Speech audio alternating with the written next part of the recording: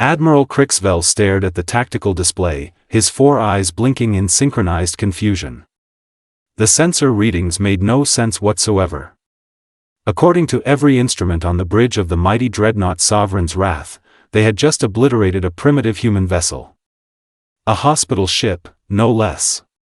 The irony wasn't lost on him. The galaxy's most advanced military force had just swatted what amounted to a medical transport. Status report, Krix-Vel commanded, his voice carrying the authority of someone who had conquered 12 star systems before breakfast. Target destroyed, Admiral, reported Subcommander Yixnal, her tentacles dancing across the holographic interface with practiced precision. The human vessel, it barely registered on our threat assessment scale. Their shields couldn't even withstand a fraction of our lowest-powered plasma burst. Krix-Vel's mandibles clicked in what passed for amusement among his species. Humans. Such a peculiar race. They'd been monitoring these bipedal creatures for decades, cataloging their primitive technologies and laughable attempts at space travel. The Hegemony had classified them as a Class D civilization, barely worth noting, certainly not worth worrying about. Any response from their home system? He asked, already knowing the answer. Negative, sir. Radio silence from what they call Earth. Yixnal paused, consulting her data pad. Though our long-range sensors are detecting some unusual activity in their outer system. Probably just their typical chaotic response to losing one of their tin cans. The Admiral's throat sac inflated slightly, the Vorthack equivalent of a chuckle. These humans amused him with their stubborn refusal to acknowledge the obvious hierarchy of the galaxy. Every other species had quickly submitted to hegemony rule once they witnessed the sheer technological superiority. But humans? They kept sending their pathetic little ships into disputed territories, as if they actually believed they belonged among the stars. Sir. The voice of Communications Officer Zaltek crackled across the bridge. We're receiving a transmission from the human homeworld. On screen, Krix-Vel ordered, settling back into his command throne. This should be entertaining. Perhaps they would finally offer their surrender. Or maybe they'd try to negotiate some sort of prisoner exchange for their destroyed medical personnel. Either way, it would make for an amusing story at the next Hegemony Council meeting. The main viewer flickered to life, revealing a human female with graying hair and steel-gray eyes that seemed to look right through the display. She wore what appeared to be some sort of military uniform, though by galactic standards, it looked like decorative fabric. I am Admiral Elena Vasquez of the Terran Defense Force, the human said, her voice carrying an unsettling calm. You have fired upon a clearly marked hospital ship in neutral space. This is a violation of the Geneva Convention, the Outer Colonies Accords, and basic decency. Krix-Vel's mandibles clicked again, this time with genuine amusement. Human, you speak of conventions and accords as if they apply to your primitive species. The hegemony recognizes no authority beyond our own. Your vessel was trespassing in sovereign territory. Sovereign territory? Vasquez's eyebrow arched slightly. Funny thing about sovereignty, it requires the ability to enforce it. Tell me, Admiral, what's your name? I am Admiral Krix-Vel of the Hegemony Third Fleet. And you would do well to remember that name, human.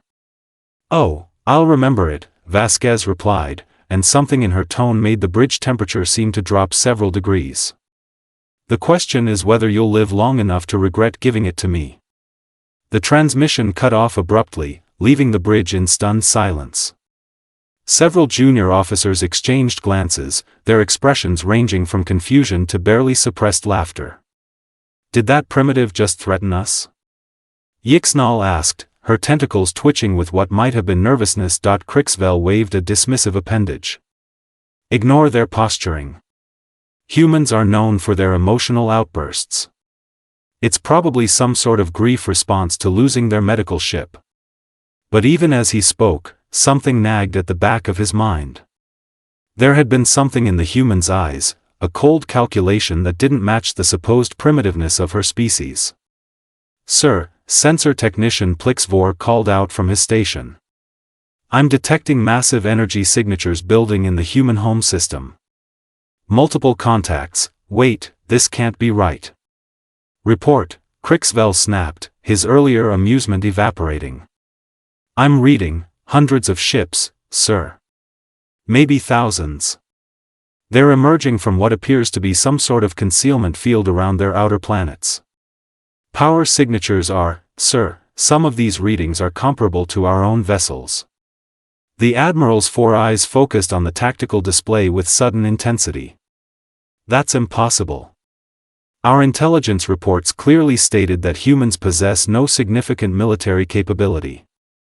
Perhaps our intelligence was incomplete, Yixnal suggested carefully. Before Krix-Vel could respond, another transmission came through. This time, it wasn't just Admiral Vasquez. The screen showed what appeared to be a massive command center, filled with humans in various uniforms. Vasquez stood at the center, but she was no longer alone.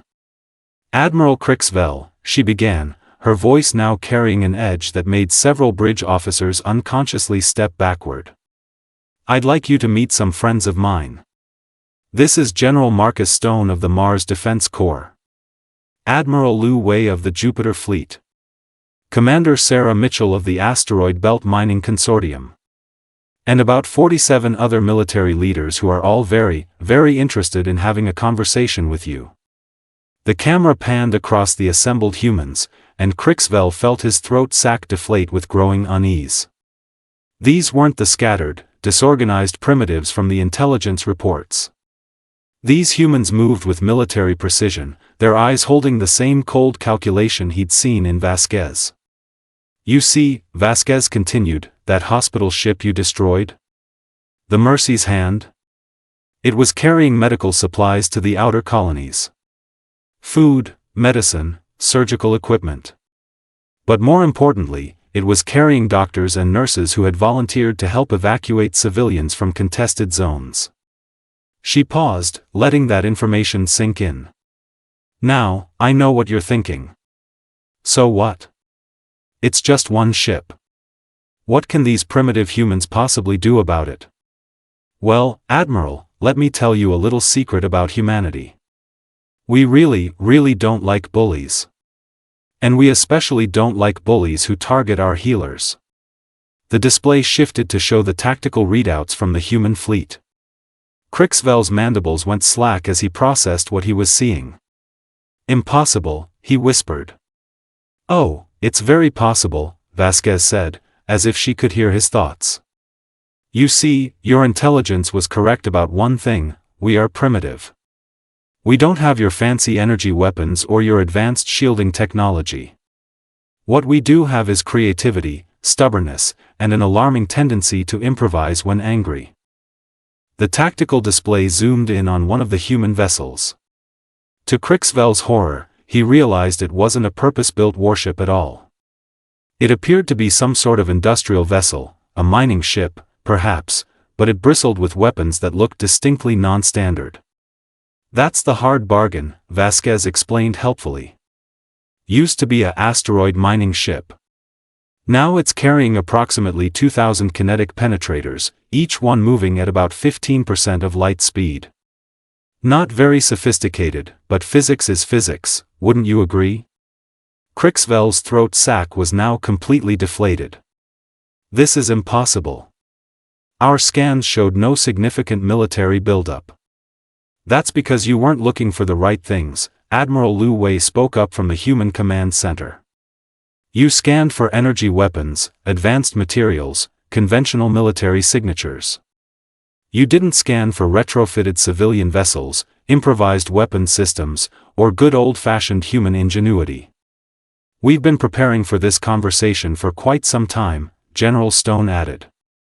Ever since your exploratory mission started getting a little too close to our civilian populations. We figured it was only a matter of time before someone like you decided to test our resolve. Vasquez stepped forward again, her expression deadly serious. So here's what's going to happen, Admiral Krix-Vel. You're going to take your fancy dreadnought and your entire fleet, and you're going to withdraw from this sector. Immediately. And then you're going to spread the word throughout your hegemony that human space is off limits. And if we refuse? Krix-Vel asked, though his voice lacked its earlier confidence. Vasquez smiled, and it was not a pleasant expression. Then you're going to learn why humans are the only species in the galaxy that invented the concept of total war. See, we don't just defeat our enemies, Admiral. We make examples of them. The transmission ended, leaving the bridge of the Sovereign's wrath in tense silence. Orders, sir? Yixnal asked quietly. Krix-Vel stared at the tactical display, watching as more and more human vessels appeared on the sensors. Each one looked different, some clearly military, others obviously civilian vessels pressed into service. But all of them were moving with coordinated precision toward his fleet's position. Sir? Yixnal pressed, the Admiral's mandibles clicked once, slowly. For the first time in his military career, he was genuinely uncertain about the outcome of a battle. And that uncertainty was rapidly transforming into something he hadn't felt in decades. Fear. Admiral Krix-Vel had commanded fleets for over 3 decades. He had witnessed the subjugation of the Keltharian Empire, the crushing defeat of the Vorthan Confederacy, and the systematic dismantling of 24 lesser civilizations. Never once had he felt the cold grip of genuine uncertainty clawing at his throat sac, until now. Sir, we have incoming transmissions from the Hegemony High Command, Communications Officer Zaltek announced, his voice barely above a whisper. On screen, Krix-Vel ordered, though he suspected this conversation would be far less pleasant than his previous encounters with human diplomacy. The imposing figure of Supreme Admiral Vexkoroth materialized on the display, his 8 eyes glowing with barely contained fury. Krix-Vel. What is this nonsense I'm hearing about humans possessing a significant military force? My intelligence reports clearly state they are primitive savages with barely functional space travel. Sir, the reports appear to have been somewhat inaccurate, Krix-Vel began, but was immediately cut off. Inaccurate? Inaccurate? Vexkoroth's voice rose to a shriek that made several bridge officers wince. I have reports of over 2,000 human vessels converging on your position. Either you have lost your mind, or someone has been feeding us deliberately false information. Before Krix-Vel could respond, another voice cut through the communication channel. A human voice. Oh, hello there. The cheerful tone belonged to a human male who appeared to be in his middle years, wearing what looked like a casual civilian outfit. Sorry to interrupt your little chat, but I thought I should introduce myself. I'm Dr. James Parker, formerly Chief Medical Officer aboard the Mercy's Hand. Both alien admirals stared at the screen in shock. The human shouldn't have been able to intercept their secure military frequency, let alone override it. You're supposed to be dead, Krix-Vel said flatly. Yes, well, funny story about that, Dr. Parker replied, adjusting what appeared to be primitive eyewear. Turns out your targeting computers aren't quite as precise as advertised. Your plasma burst hit our port medical bay, killed 17 of my colleagues, and wounded 32 others. But the ship's emergency systems managed to get most of us to the escape pods before the secondary explosions finished the job. He paused, and his cheerful demeanor shifted slightly. 17 doctors and nurses, Admiral. People who dedicated their lives to healing others. Dr. Amanda Foster, who was 3 months away from retirement. Nurse Tommy Liu, who had just gotten married. Dr. Sarah Mills, who was pregnant with her first child. The human's voice remained calm, conversational even, but something in his eyes made Krix-Vel's scales ripple with unease. Now, I'm not a military man, Dr. Parker continued. I believe in the Hippocratic Oath, in doing no harm, in preserving life wherever possible. But I also believe in justice. And what you did to my friends, well, that requires an answer. Supreme Admiral Vexkoroth found his voice. Human, you will cease this illegal communication immediately. You have no authority to, authority? Dr. Parker laughed, and the sound was genuinely amused. Oh, my dear Admiral, you have no idea how authority works among humans, do you? See, when you murder our healers, you don't just make enemies of our military. You make enemies of everyone. The display split, showing multiple human faces. Scientists, engineers, miners, farmers, teachers, a cross-section of human society that somehow looked more intimidating than any formal military assembly. "This is Dr. Elizabeth Torres," Parker said, gesturing to a woman in a laboratory coat. "She used to design fusion reactors for peaceful purposes. Now she's figured out how to turn mining charges into ship killers. And this is Engineer Bob Martinez. He spent his career building habitat modules for colony worlds. Turns out those same skills are remarkably useful for constructing improvised weapons platforms." More faces appeared. Captain Lisa Thompson, she runs freight haulers between the outer colonies. Captain Mike Johnson, he commands a passenger liner. Captain Jennifer Walsh, she operates a scientific research vessel. Notice anything interesting about them, Admiral? Krix-Vel studied the faces, his tactical mind automatically cataloging potential threats. "They're all ship captains." "Exactly." Dr. Parker beamed. "See, here's the thing about humans, we're really good at logistics. We've been moving cargo, people, and resources across impossible distances for generations. And when you threaten our medical personnel, well, suddenly every freight captain becomes a potential weapons platform commander." The tactical display updated again, showing the approaching human fleet in greater detail. Krix-Vel's 4 eyes widened as he realized the true scope of what he was facing. These weren't just military vessels, they were converted civilian ships, mining platforms, research stations, even what appeared to be passenger liners bristling with improvised weapons. "This is insane," Vexkoroth muttered. "No civilization operates this way."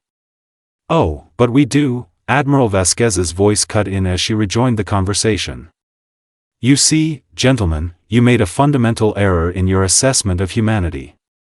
You assumed that because we lack your advanced technology, we lack the will to fight. You assumed that because we're not a unified galactic empire, we can't coordinate effectively. And most importantly, you assumed that because we value life, we won't take it when necessary." She gestured to something off-screen, and the tactical display showed a detailed breakdown of the approaching human force. 2,347 vessels, ranging from converted mining ships to purpose-built destroyers. Approximately 400,000 personnel, including volunteers from every human colony in known space. "Oh, and Admiral Krix-Vel? Remember that little comment about humans being primitive? Well, we might not have your energy weapons, but we do have something you apparently lack." "Which is?" Krix-Vel asked, though he suspected he didn't want to know the answer. "Experience fighting desperately outnumbered," General Stone replied. "See, we've been fighting each other for thousands of years. We know how to make every shot count, how to turn disadvantages into advantages, and how to keep fighting long after any sane species would surrender." Commander Mitchell stepped forward. "Plus, we've been studying your technology for decades. Every time one of your exploration vessels got a little too close to our space, we managed to acquire some very interesting data. Turns out your shields are specifically designed to deflect energy weapons. They're not nearly as effective against good old-fashioned kinetic projectiles traveling at relativistic speeds." "You're bluffing," Vexkoroth declared, though his voice lacked conviction. "Are we?" Admiral Lu Wei asked. "Computer, show them the test results from last week." The display shifted to show what appeared to be a Hegemony patrol vessel, or rather, what was left of one. The ship had been completely obliterated, reduced to scattered debris and vapor. "Captured that little beauty 3 months ago," Lu Wei explained casually. "Crew survived, by the way, we're not monsters. But we needed to test our theories about your defensive systems. Turns out 1,000-kilogram tungsten rod moving at 15% light speed goes through your shields like they're not even there." Krix-Vel felt his throat sac deflate completely. That's a war crime." "No," Admiral, Dr. Parker said, his voice suddenly deadly serious. A war crime is firing on a clearly marked hospital ship. What we're planning is justice. The human doctor leaned forward, and for the first time, Krix-Vel saw the full depth of human fury. You want to know what makes humans truly dangerous? It's not our technology, or our tactics, or even our stubbornness. It's our memory. We remember every kindness, every slight, every friend we've lost. And we pass those memories down through generations. He paused, letting that sink in. My grandfather fought in something we call World War II. My father served in the Martian Independence War. I've spent my entire life healing people, saving lives, preventing suffering. But you killed my friends. You murdered healers. And now you get to learn why every human child learns the phrase, "Remember the Alamo." Sir, Yixnal whispered urgently, long-range sensors are detecting additional human forces jumping into the system. They're everywhere. Krix-Vel looked at the tactical display and felt something he had never experienced before, the absolute certainty of defeat. The humans hadn't just assembled a fleet, they had assembled a civilization. Every ship, every weapon, every strategy spoke of a species that had turned warfare into an art form through necessity and survival. What do you want? He asked quietly. Admiral Vasquez smiled, and this time it held genuine warmth, the kind of warmth that made the previous coldness seem even more terrifying by comparison. We want you to go home, Admiral. We want you to tell your hegemony exactly what happened here. We want you to spread the word that human space is off limits, that our medical ships are sacred, and that anyone who harms our healers will answer to all of humanity. She paused, her expression growing serious again. But mostly, we want you to remember 17 names. Dr. Amanda Foster. Nurse Tommy Lou. Dr. Sarah Mills. All of them. Because they died trying to save lives, and their sacrifice will not be forgotten. The transmission ended, leaving the bridge in absolute silence. Orders, sir. Yixnal asked finally. Admiral Krix-Vel stared at the tactical display for a long moment, watching as the human fleet continued to grow. Each ship represented not just a weapon, but a statement: we are here. We remember. We will not yield. Signal the fleet, he said quietly. Full withdrawal. Maximum speed. Sir. You heard me, Sub-Commander. We're leaving. Now. As the Sovereign's Wrath and its escort vessels began their retreat, Krix-Vel made a mental note to update the intelligence files on humanity. Classification: do not engage. Threat level: absolute. After all, he had learned something important today. In a galaxy full of advanced civilizations, the most dangerous species wasn't the one with the best technology. It was the one that refused to forget.